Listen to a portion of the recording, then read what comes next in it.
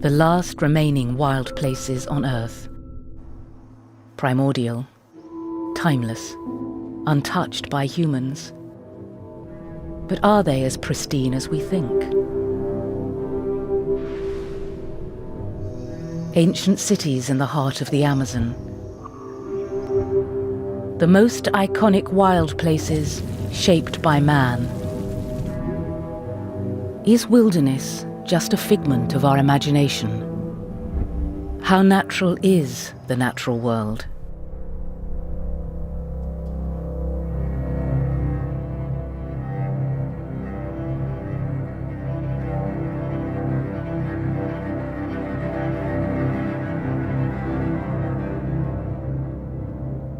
Nowhere speaks of wild nature more powerfully than the savannas of East Africa. And here one place has become iconic: Serengeti.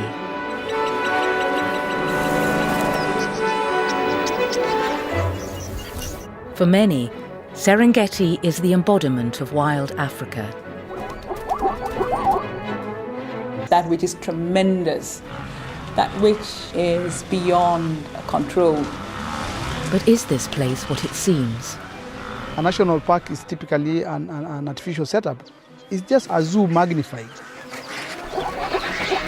Is this primordial wilderness as timeless and unchanging as we imagine? There's an assumption that if you put a line around a park, it's going to stay like that. Nothing stays the same. Is Serengeti as natural as we think? Humans did have a very big influence in shaping the savanna fauna, and almost certainly the plants as well. Behind the popular image of a pristine wilderness hides a far less natural history. A story that charts the fortunes of hunters and hunter-gatherers,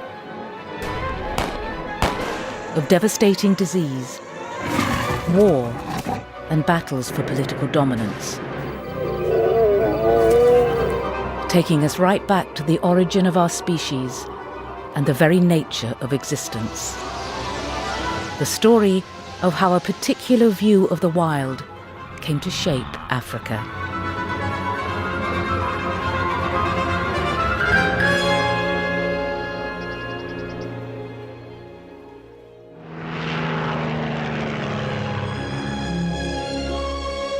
In 1957, a small zebra-striped aeroplane left Frankfurt in Germany on a 6,000-mile journey to East Africa.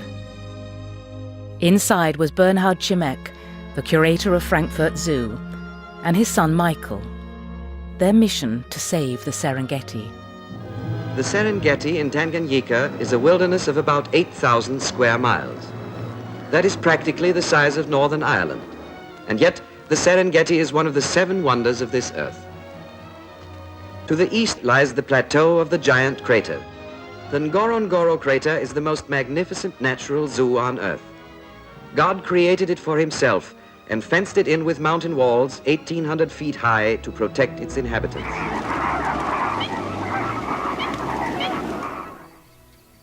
The Serengeti at that time was headline news. It had recently been made a national park to protect its natural wonders. But the British colonial government had just announced plans to make the park smaller, to allow more room for a rapidly expanding human population. When the Jimeks went to the Serengeti in 1957, there was a controversy brewing over the borders of the national park. The British colonial government decided to create a conservation area that would include Maasai herders and separate that off from another part of the park that would be devoted solely to the animals. Though animals would still get some protection, leading conservationists the world over were up in arms. They opposed any reduction in size of what they saw as Africa's last great wilderness. And in particular, the removal from the national park of the spectacular Ngorongoro crater. Bernhard Chimek was determined to prove the case for a bigger national park. He believed the key lay in the world-famous wildebeest migration. Serengeti's annual migration is a true wonder of the natural world. 2 million wildebeest, along with 500,000 zebra, following the rains across 2 countries.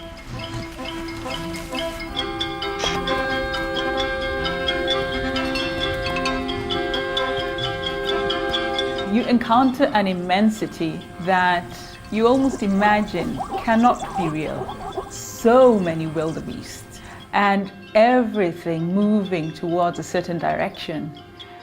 And you're also overwhelmed by the sense of mystery, the vastness, the awesomeness. The wildebeest migrations happen in a pattern that's linked to the patterns of rain and desiccation in the Serengeti. Their young, as well as those of zebra and gazelle, are prey for a number of the iconic predators: lions, hyena. So in a sense, they're an indicator for the broader health of that entire ecosystem.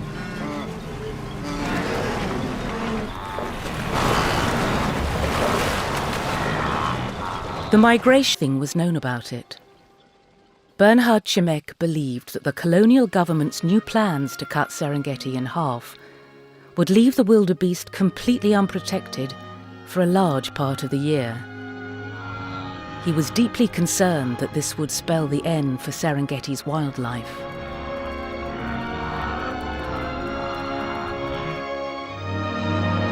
With the plane, Chimek would be the first to follow the migrating herds and to prove that Africa's wild animals needed more space to survive. The plane was also the key to bringing a completely new and dramatic perspective on Serengeti.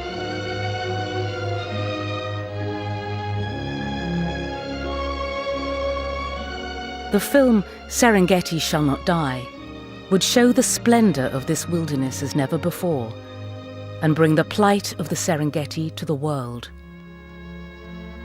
And so he became, if you like, the voice of Serengeti. He became the one that went out there to the Western world, to North America and so on, through his films, to say, Serengeti is in trouble. This is the greatest place on earth, and what we don't know, it's about to be lost very quickly. And Chimek would show the world what he perceived to be the real threat to Serengeti's survival: humans. It was this last great Eden, so to speak, which he championed.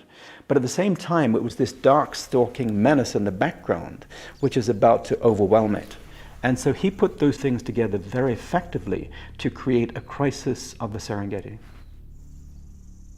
The bigger argument was these natural wonders have to be kept against these hordes of human predators, if you will. And therefore, human beings were seen as a problem, as a threat. They were not part of the argument, were not part of the picture. The broader picture was nature has to be kept pristine. Over the next few years, it was this idea of a pristine nature, timeless, unchanging, and most of all untouched by humans, that came to determine not only the future of Serengeti, but of wild Africa as a whole. A national park must remain a piece of primordial wilderness to be effective. No man, not even native ones, should live inside the borders. The only problem is Beneath the hooves of the wildebeest, there is a much older story, the story of human beings, actually the story of life itself. the complete account of the shaping of Africa's landscape that has been hidden from us by the dominance of just one way of looking at the world.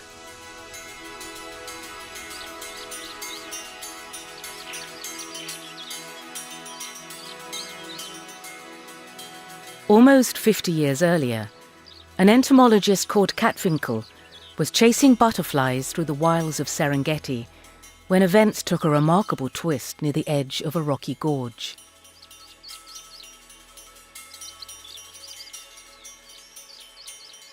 He had spotted a butterfly that he particularly wanted, and Catfinkel followed it down into the bushes.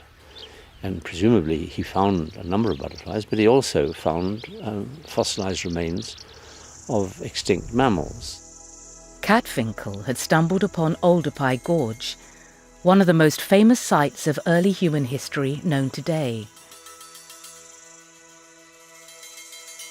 The real significance of Oldupai wasn't immediately clear, not until after the Second World War, when a controversial paleoanthropologist and his wife focused their attention on Katwinkel's scrubby, remote gorge. It wasn't long before Louis and Mary Leakey revealed a sensational new find. Zinjanthropus boisei, as they called it, was estimated to be nearly 2 million years old, at the time the oldest human-like creature ever found.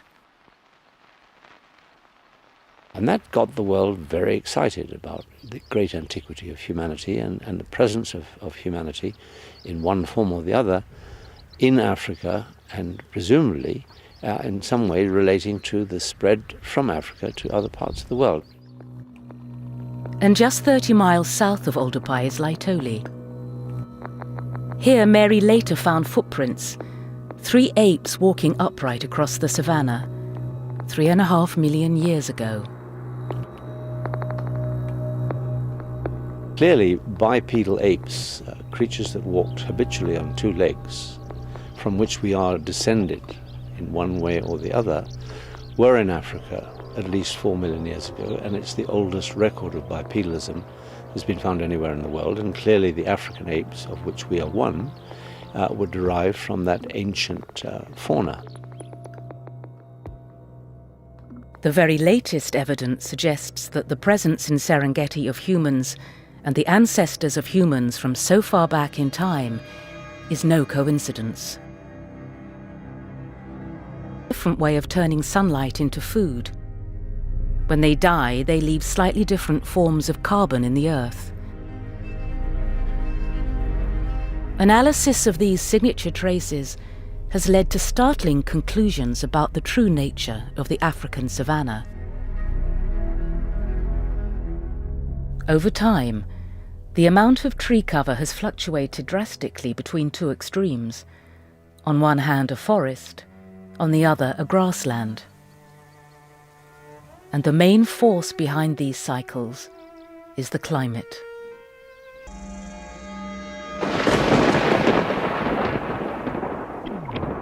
What it means in terms of what we see today and the future is that nothing stays the same.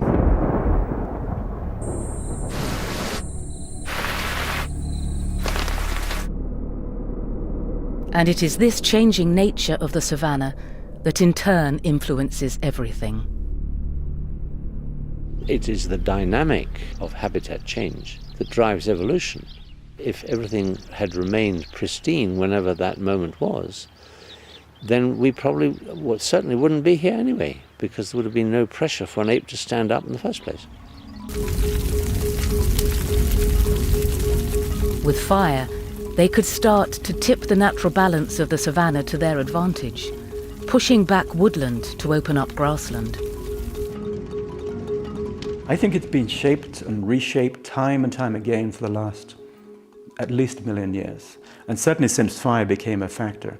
Because I think even the early hunter-gatherers would have used fire to get rid of some of the coarser grazing to create these patches of greenness that then attracted in wildlife. So I have no doubt whatsoever that the hunter-gatherer going back 500,000 years plus was a major agent of using fire in the Serengeti. As geological time gave way to historical time, into a new phase.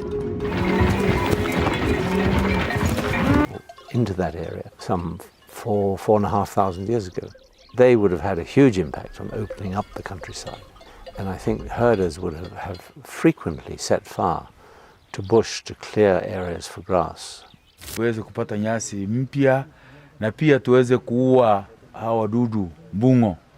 Kwa hiyo inaingia kwenye ng'ombe, kwa hiyo tulikuwa tunachoma na kupe ili nyasi zile zikiungua na wale kupe wanaungua, basi ng'ombe wetu hawatapata ugonjwa. Na baadaye nyasi zinachipuka, na wanyama walikuwa wanapenda sana kwenye nyasi hizi ambazo ni mpya. What the pastoralist is trying to do is get rid of the tree cover and create more grassland. So fire for them becomes a very important tool in making the savannas more savanna-like. And this is the irony to me.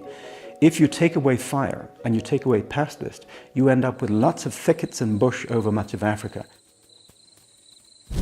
Of the savanna's wildlife. And it's going to increase the ratio of the grazing animals like the zebra and the wildebeest compared with the browsing animals like impala and giraffe. Ultimately, it's the climate that drives places like Serengeti. Over time, humans became a key part in fine-tuning its characteristic nature. By the time the earliest maps started emerging from Victorian explorers of the late 1800s, we can see the extent to which people had begun to dominate the landscape around Serengeti. In the eastern side of our system, we have pastoralists. Now, you can't conduct agriculture on the plains. They cannot support that sort of thing. They're not the right soils and it's far too dry. So it's really only for pastoralism. In contrast to that, we have agriculturalists in the west. And these people are largely from what's called the Bantu group, and they came from the Congo. They arrived in the 1500s. And in between, the Wanderobo, with a specialism for elephant hunting.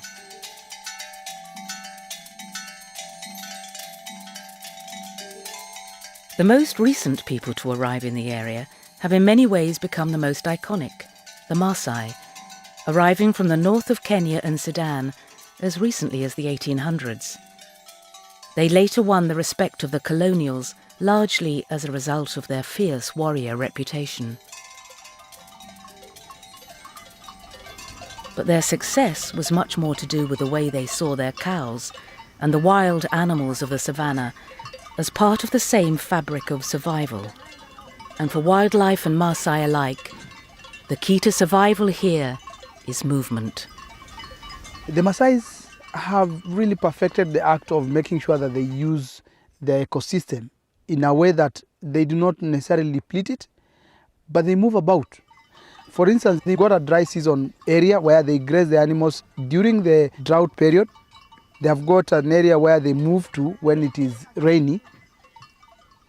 Well, they use the hooves of the cow to cultivate the ecosystem. So without that, what can happen very quickly, it can change to not necessarily a grassy area, but to more of a thicket and bushy that will not have a lot of value for your livestock. So you try to move about so that you can continue balancing the shrubs, the trees, the grasses around your ecosystem. Would change all that.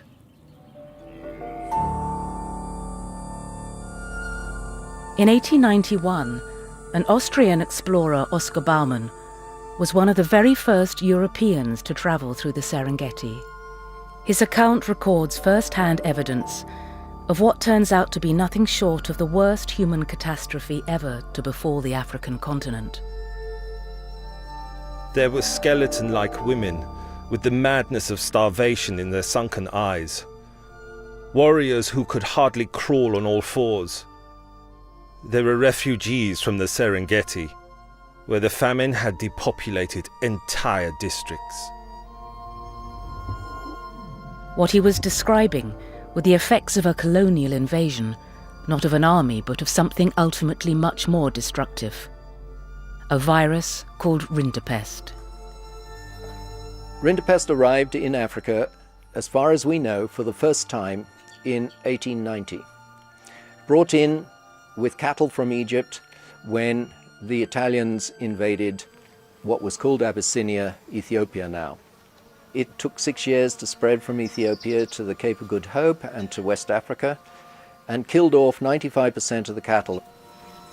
With this cattle virus, the whole socio-economic fabric of pre-colonial Africa collapsed. Without meat, without milk, without even the means to pull a plough, mass starvation quickly followed on a scale matched in global terms only by the Black Death. Parents offered us their babies in exchange for meat. Swarms of vultures followed them from high, awaiting their certain victims. Such affliction was from now on daily before our eyes. I think the reason why rinderpest was a signature impact is that it swept through Africa so fast. In best part of a decade, it moved from Cape to Cairo. And it devastated livestock populations, and therefore it devastated pastoral people. It was much more than a virus. I think it was the loss of a way of life. I think there was a loss of a certain meaning. If everything you ever imagined life to be was suddenly swept away, and swept away so drastically, what else is there to hold on to? And I think it was such a struggle to reconstruct life again. Grasslands were now swallowed up by the wild African bush. Most critically, just at the time. And I think the unfortunate thing is that that was true for that time, but looked at in the bigger historical picture, going back maybe 200 years, these would have been prime areas, and they would be prime areas again once the populations of people and livestock built up again. So we were looking at a very low ebb ecologically for the relationship between people and wildlife, and it had a huge bearing on the way in which conservation went, and the perception, or let's say the misperception, that the colonial governments, and I would say even the independent governments, had on the role of people in the savannas. With the shutting out of the local people from the landscape, the way was now open for a completely new vision of the African savanna.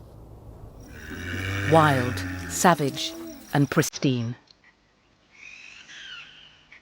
It is the strong attraction of the silent places, of the large tropic moons and the splendor of the new stars, where the wanderer sees the awful glory of sunrise and sunset in the wide waste spaces of the earth, unworn of man, and changed only by the slow change of the ages through time everlasting.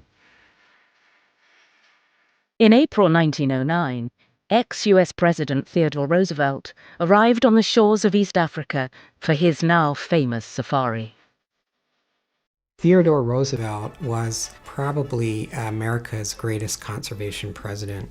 During his administration, the largest amount of public lands was set in forest reserves and national parks than probably any other president since. Roosevelt was very much of this generation that saw nature as an antidote to civilization. And in coming to East Africa, I think that it was part of his effort to recapture that long-gone pioneer spirit. He was this great open landscape, very few people, and he had a whale of a time over that period of a year. Immediately, the great American conservationist set out doing what conservationists in those days did: hunt. Roosevelt just lined up with specimens. This is the ultimate He-Man, sort of big hunter image. But as his lust for the primitive urges of the hunt propelled him on, Africa started to stir deep emotions for an age lost to the modern world. When I went to Serengeti for the first time and saw those wildebeest, the first thought that came into my head was, this is what the American West must have looked like before we destroyed all the bison. So I think when someone like Roosevelt saw all this game running around, he was like, oh, we have a second chance here. You know, it hasn't all been squandered, it's still here. Here was a last, primordial wilderness that urgently needed preservation, atonement for the losses of the civilized world. All civilized governments are now realizing that it is their duty here and there to preserve unharmed tracts of wild nature, with thereon the wild things, the destruction of which means the destruction of half the charm of wild nature. And that's certainly a big part of how conservation in East Africa is talked about. It's like something to be protected for all of humanity because it's unique and special now, because this is a place where it hasn't been destroyed. And therefore, this is a place that we should be especially concerned about, right? On his return, however, Roosevelt's adoring public were captivated not by fledgling thoughts of global conservation, but by the heroic exploits of the Great White Hunter.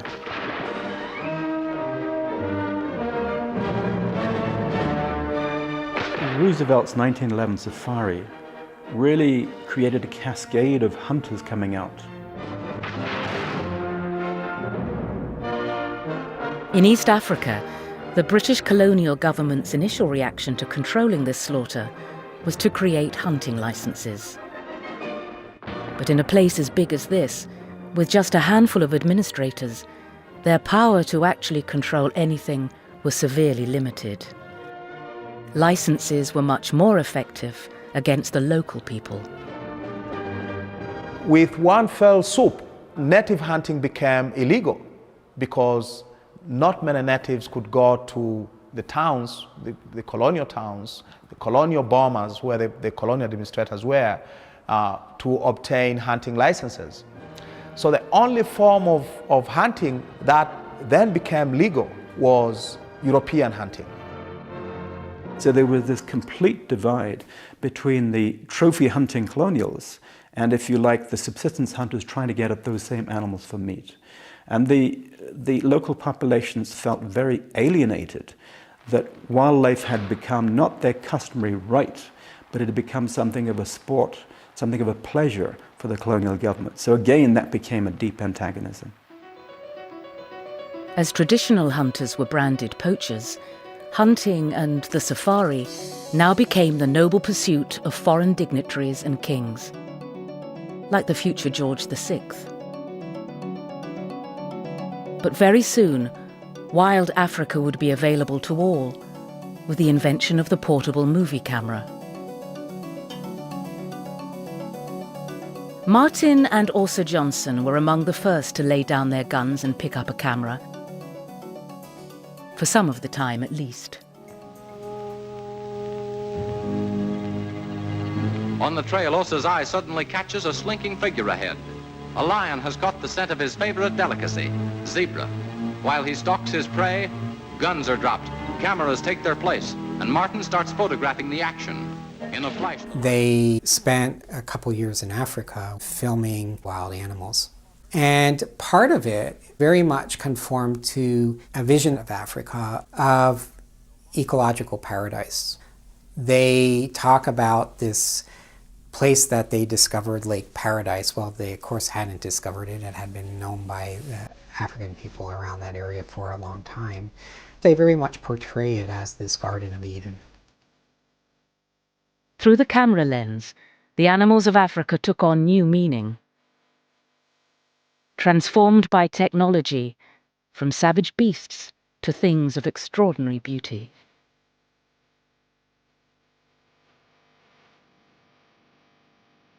And the Johnsons were the first to film from the air.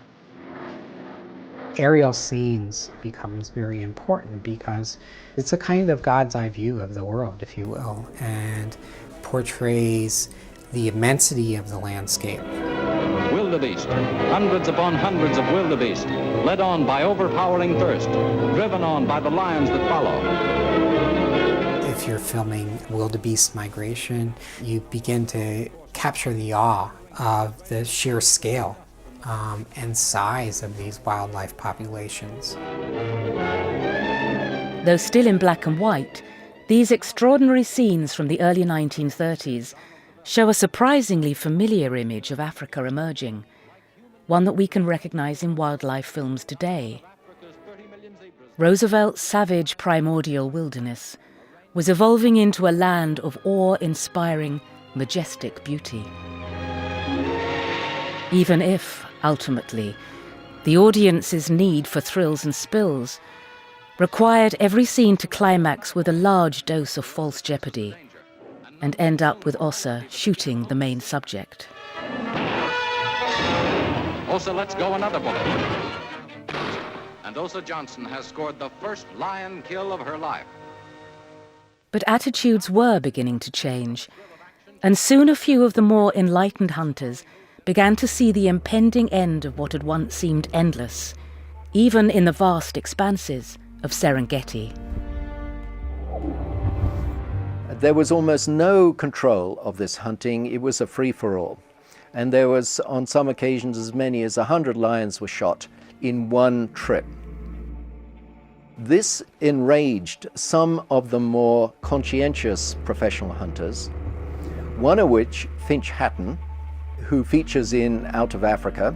He wrote a letter to the Times complaining and saying that there has to be regulation. And what shall one say of the two gentlemen who went to the Serengeti by motorcar and killed between them 80 lions? Can we think of anything more nauseating? And this is considered sport. The last of the great hunters actually ended up in southern Tanzania, where I grew up. People like Rushby and many others. And they had been the great elephant hunters of the 1920s. That whole era came to an end in the 1930s.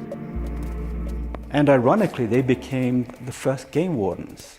They switched from seeing wildlife as endless to realizing that, in fact, this was not an endless resource. It was coming to an end, and it was coming to an end very quickly. Of a protected area. And that park stretched from Lake Victoria in the west, and then eastwards to include Ngorongoro Crater and across the plains. So it was largely an east-west oriented park. But this new national park included people.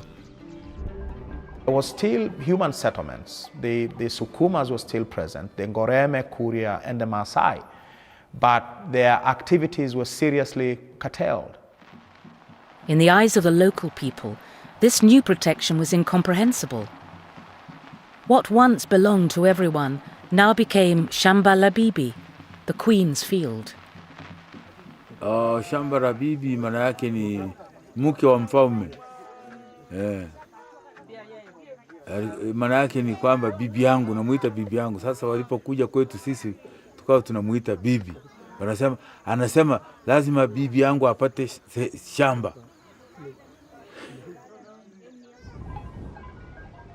Not to say the Queen wouldn't allow them into her field, at first anyway. Now, the concept of a national park was actually quite alien to the British government. The interesting thing is that they had in mind that local people could and had lived with wildlife, and therefore all you had to do is set these areas aside so they would not be invaded by settlers and they would not be hunting areas, and everything would be fine. It simply didn't work. What had been a low-level subsistence hunting now became more a commercial hunting, because the towns were growing, there was an urban African population with a demand for meat, and so the call went out to the bush, we need meat. And where was the largest source of free meat? The Queen's Field. It was just a question of taking traditional methods and scaling them up. Actually, what was far more effective was the line trap, the miles and miles of traps that people laid, and the pit traps and many other traditional means of killing animals, which were now multiplied by a factor of 10 or 20. Those became extremely effective. At the same time, modernization was also challenging the colonials' harmonious view of the pastoral population. The government's own vaccination programs had all but eradicated rinderpest, and as the Maasai in particular began to move back into lands that they traditionally used, they too were beginning to exert a new level of pressure on the wild. The role of local people as a dominant force in the environment could no longer be brushed aside. The scene was now set for the prevailing image of the African landscape to evolve once more. It's in the films of another couple, Armand and Michaela Dennis, that this next reinvention of wild Africa first appears. In Below the Sahara, the modern picture of a fragile paradise threatened by evil man first came into popular culture. Below the Sahara represents this transformational shift in the representation of Africa to one of ecological splendor and really to seeing man as a threat. Flying over game country is the best way to realize the wealth of wildlife which still survives in immense Africa. you feel as if the pages of time had been turned back to a more primitive age, when animals roamed the tropical earth in their countless thousands, before man, the enemy, man, the ravager and destroyer, had been born. This scene really represents a pristine wilderness, nature in its purity, before man, the destroyer, had entered the scene. And that really sets up this dichotomy, if you will, between humans versus nature, that humans can't exist alongside nature, and that humans are always a threat, and that nature needs to be protected from them. The Dennises were, by now, part of a growing international movement that saw the future for African wildlife only in the separation of pristine Africa from the dark forces of humanity.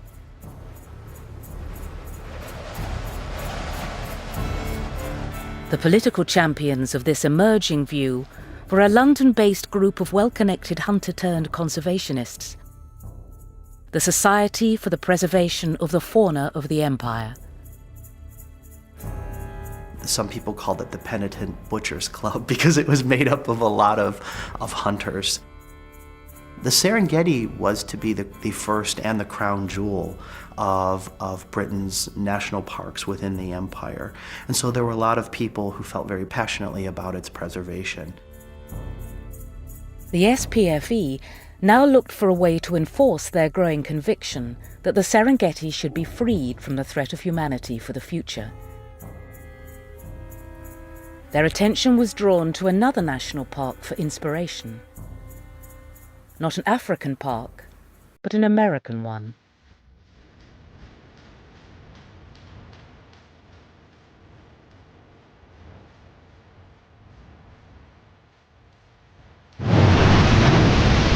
Yellowstone,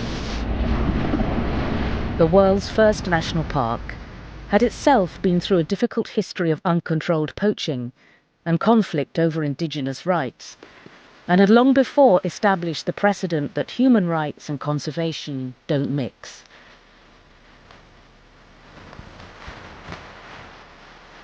Largely as a result of its high-profile relaunch, by none other than Theodore Roosevelt, it had long ago become the shining example of world conservation. Yellowstone National Park in the United States provided a model that was then applied all across the colonial world. So Serengeti is the best example of the Yellowstone idea, an area of fantastic ecological wonder, being emptied of the social presence that had been part and parcel of that ecology. But back in East Africa, the local colonial administration wasn't convinced that moving people out of Serengeti was a good idea. More and more, the debate came to focus on the fate of the most numerous people in the park, the iconic Maasai. There was actually quite a bit of tension between the local colonial administrators who understood these people's relationships to place and what their livelihoods were about, were telling people, you're crazy, you can't just throw these people out of this park. It's going to be catastrophic, plus they're going to hate it. You know, if you really want people to hate animals, then, you know, go ahead and throw these people out of this park. Grew between the powerful conservationists in London and the local colonial government. The future of two completely different visions of wild Africa, one with people, one without, was held in the balance. In 1956, the British government tasked a special committee to come up with a solution. That recommendation said the Maasai are living in the eastern side, and therefore what we should do is draw a line down the middle of the plains and have the Maasai where they currently are, and the wildlife on the western side. The proposal was a clever compromise. To create a Serengeti without people, they would shift the park boundary to the west, and so avoid having to evict the 6,000 Maasai who lived in the east. Because this made the original park much smaller, they would add an extra extension to the north, up towards the Kenya border. The habit of the human being to try to create boundaries around that which is infinite, around that which he or she cannot really understand. The assumption of control of nature. I think, one of those exercises in futility and nonsense. By early 1959, Bernhard Jimmek and his son Michael had been studying the wildebeest herds for over a year to try and stop the plans for the proposed new boundaries. During the dry season, the majority of the animals are to be found near Lake Victoria, but as soon as the rain falls and the wide areas of plain in the middle turn green, the herds begin to move and spread out over them. And they always come back to the same place as soon as the prolific grass starts to grow again. In so doing, they wander far across the new frontiers of the national park and actually remain outside them for weeks and months. It looked like his findings supported his worst fears. The wildebeest would be exposed to... The areas around the Serengeti are sparsely inhabited. But Africa's colored population is now increasing as rapidly as the rest of humanity. Once the wilderness surrounding the present borders of the national park fills up with people, it will be too late to change boundaries. But just as he was completing the final scenes of Serengeti Shall Not Die, filming was cut short by tragedy. Michael, his son, and director of the film, was killed. A griffon vulture had collided with the wing of the zebra-striped aeroplane. Michael's death had a profound impact upon Bernhard Jimmek. Michael's body was actually buried on the side of the Ngorongoro crater. And so Bernhard's feeling was that completing the film, throwing himself into the completion of the film, was the best way to honor his son's memory. In the film, Jimmek took the best of filmmakers before him, the visual innovation of the Johnsons and the passion of the Dennises, to create a visual masterpiece, an appeal from the heart for pristine Africa.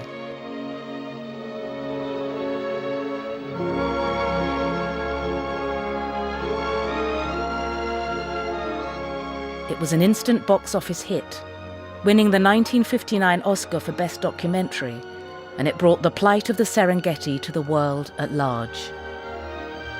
Before it is too late, cannot we at least preserve the Serengeti, this last refuge of the giant herds of the African plains as God created it, for the animals and for the people who come after us?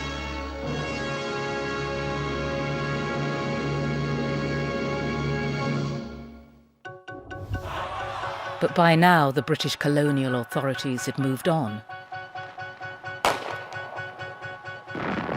Just 3 hours' drive to the north of Serengeti, the Mau Mau uprising in Kenya was at crisis point, giving a terrifying glimpse of just how fragile the colonial hold on Africa could be.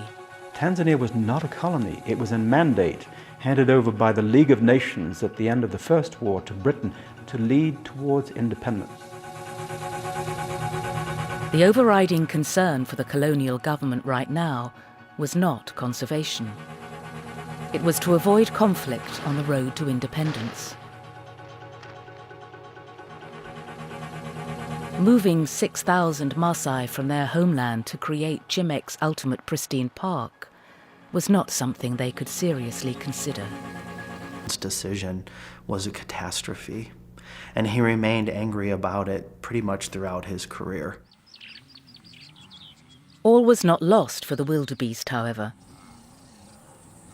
Though they do spend a large part of the year on the eastern plains outside the new park, we now know that completely by chance, the new northern extension has become the most important factor for their survival. And that was entirely fortuitous, because that's actually where the wildebeest go at the worst time of year. It is their refuge. And in many ways the most significant point. And that, ultimately, would be the defining factor in shaping Serengeti's future. The Maasai had avoided the worst-case scenario, the majority now able to stay put outside the park. But to finalize the new peopleless Serengeti, 1,000 Maasai, along with their 50,000 cattle, were now moved out. For them, this marked the end of a life based on the freedom to move across the savannah. We understand we shall not be entitled henceforth to cross the boundary of the new Serengeti National Park, which we have habitually used in the past.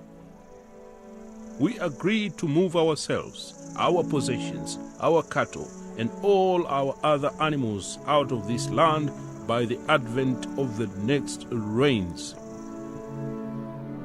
Less is known about the effects on the other people who traditionally use the Serengeti.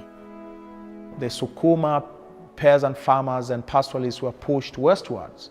The Ngoreme and the Kuria were also pushed further north. So the process of creating Serengeti National Park was not a peaceful affair.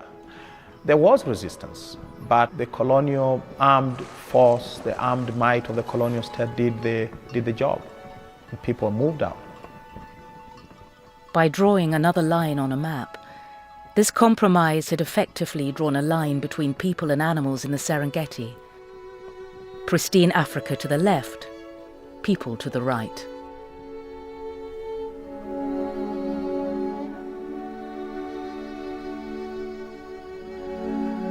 Those rural populations now saw wildlife as government animals. And so coming up to independence, it was said by most people that I knew in the rural areas, as soon as independence comes through, we will take our own back on wildlife, we'll take our own wildlife back. So there was this incredible threat that independence would be a release of the rights to go back and kill wildlife.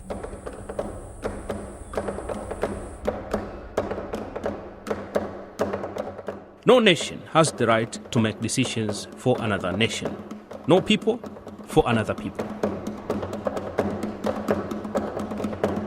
In the same year Serengeti's new boundaries were fixed, a young history teacher, Julius Nyerere, was preparing to lead his country to independence. Tanzania didn't start up under President Nyerere as a socialist state. But he very quickly moved into the notion that there was something called African socialism, which should be adopted in the development of the state, because he was very concerned about the inequity that had emerged under the colonial governments. He was very firmly committed to leveling the playing field for all his people in Tanzania, and I think that's what he did effectively. So he saw the vehicle of doing that, African socialism, because it would create that equality. It was clear from the start that Nyerere's priorities lay with his people. But what would he make of the new national park and a vision of Africa that excluded them? In September 1961, as independence loomed, the conservation world held its breath and focused its attention on the Tanzanian town of Arusha. Here, a conference of 21 African countries and 5 international organizations had gathered to debate the future of conservation in Africa.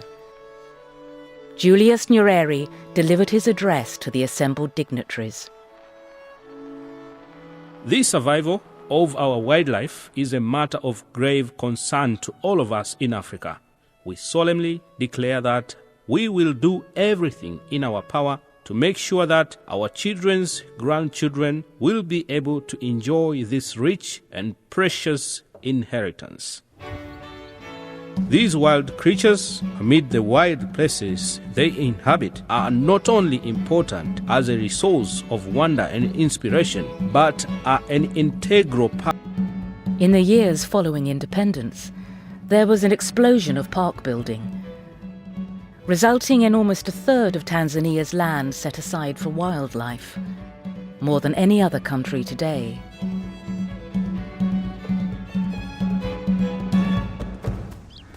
Even in the new socialist Tanzania, the value of tourism would come before human rights.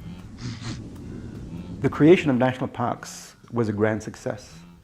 It was a great benefit to the nations of Tanzania and Kenya in creating this fabric of national parks and reserves, which then became the basis of a tourist industry, which rose to #1 in the export economy of both countries. So those have really been the fuel, if you like, for a lot of our economic growth, and they're recognized as such.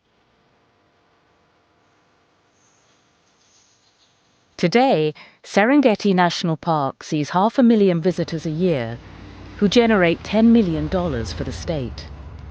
It not only supports conservation of the animals within the park, but helps finance some of the other less profitable parks in the country. But as the parks have become more and more successful, the expectations of tourists have come to reinforce the pristine vision of Africa.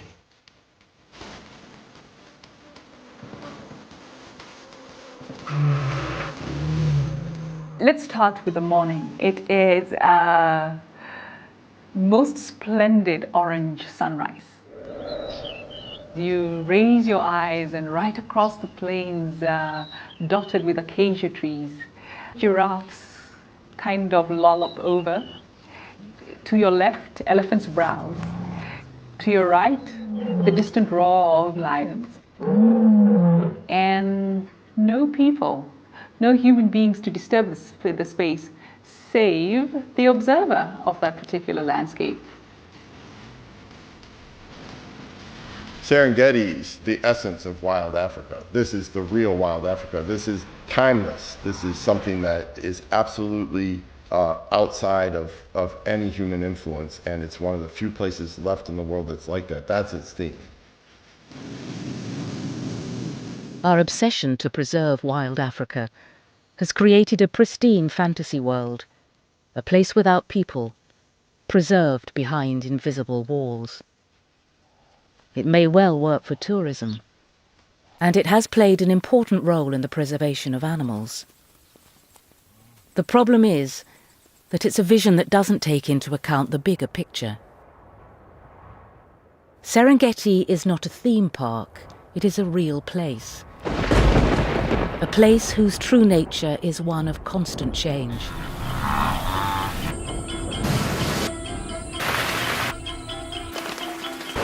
For many, the symbol of primordial permanence.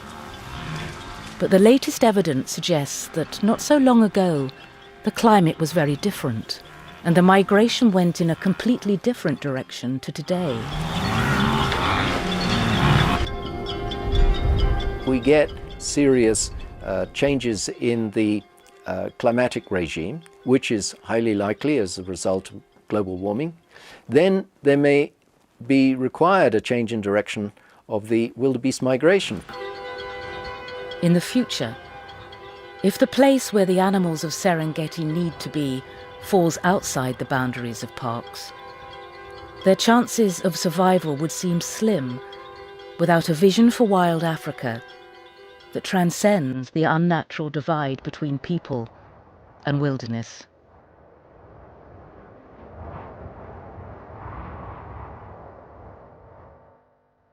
In the next programme, we discover how a European idea led to the creation of the original pristine wilderness in the unnatural history of Yellowstone.